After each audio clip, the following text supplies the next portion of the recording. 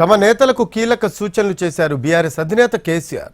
జనంలో ఉంటూ సమస్యలపై ప్రభుత్వాన్ని నిలదీయాలని ఆదేశించారు. పార్టీ ప్లీనరీతో పాటు ఎమ్మెల్సీ అభ్యర్థి, అసెంబ్లీ సమావేశాలు తదితర అంశాలపై నేతలకు దిశానిర్దేశం చేశారు కేసీఆర్.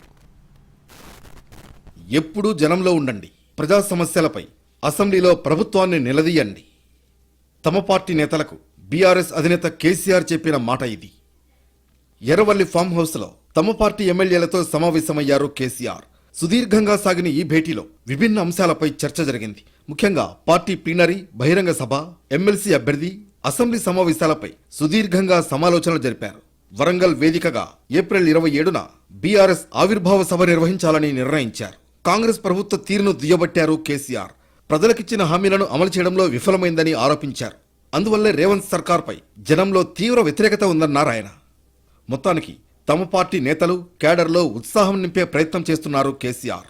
అవకాశం దొరికితే చాలు రేవంత్ ప్రభుత్వం కాంగ్రెస్ పార్టీ తీరును ఎండగట్టే ప్రయత్నం చేస్తున్నారు. వరంగల్ సభ వేదిక నుంచి ప్రభుత్వాన్ని నిలదీయడానికి సిద్ధమవుతోంది గులాబీ పార్టీ.